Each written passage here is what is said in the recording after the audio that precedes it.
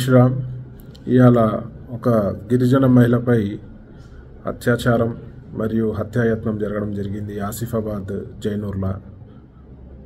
ఇదొక దురదృష్టకరమైన సంఘటన.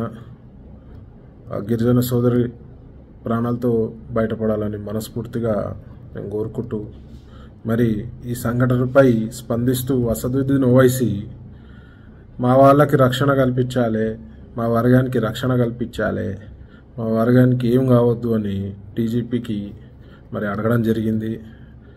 ఒక పార్టీ అధ్యక్షుడైన అసదుద్దీన్ ఓవైసీని ఒకటే అడుగుతా, నీకు సిగ్గు శరం ఉందా?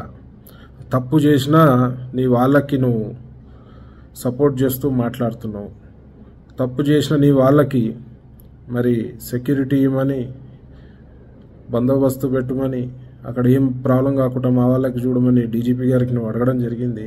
ఇది ఎంత మటుకు సమంజసం అని చెప్పి అసదుద్దీన్ ఓవైసీని అడుగుతున్నా. అంటే నీకు నీ వర్గమోడు తప్పు చేసినా నువ్వు వాళ్ళకి సపోర్ట్ చేస్తున్నావు.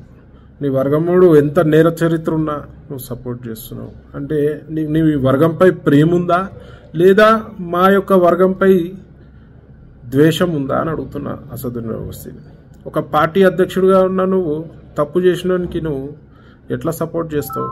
తప్పు చేసినోనికి నువ్వు నీ తప్పు చేసిన వాళ్ళకి సెక్యూరిటీ పెట్టు, నువ్వు వాళ్ళకి ఏం ఇబ్బంది కాకుండా చూసుకోమని ఎట్లా చెప్తావు?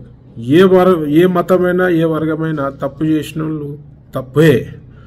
ఇట్లాంటి తప్పులు, దాడులకి, లైంగిక దాడులకు పాల్పడ్డ వాళ్ళని ఇంకా నువ్వు దగ్గరుండి చెప్పాలి పోలీస్ శాఖకి, అరెస్ట్ చేయండి, వానికి ఉరిశిక్ష పడాలని చెప్పి. అట్లాంటిది నువ్వు నీ తప్పు చేసిన వాళ్ళకే నువ్వే సపోర్ట్ చేస్తూ మాట్లాడడం చాలా విడ్డూరంగా ఉంది అసదుద్దీన్ ఓవైసీ.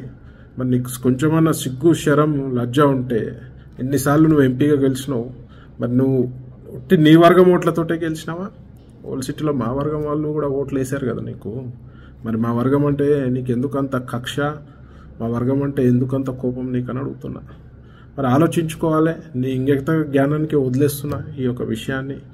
మరి పోలీస్ శాఖ వారికి నేను విన్నవిస్తున్నా, ఆ అమ్మాయికి జరిగిన దాడి చాలా హీనమైన చర్య.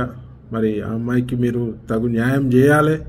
ఆ నిందితుడిని వెంబడే అరెస్ట్ చేసి గట్టి శిక్ష పడేటట్టు చూసుకోవాల్సిన బాధ్యత ఈ రాష్ట్ర ప్రభుత్వాన్ని, ఈ రాష్ట్ర పోలీసులదని చెప్పి మనవి చేస్తూ, మరి తల్లి నువ్వు మంచిగా ఉండాలి, ప్రాణాలతో బయటపడాలని మనస్ఫూర్తిగా కోరుకుంటూ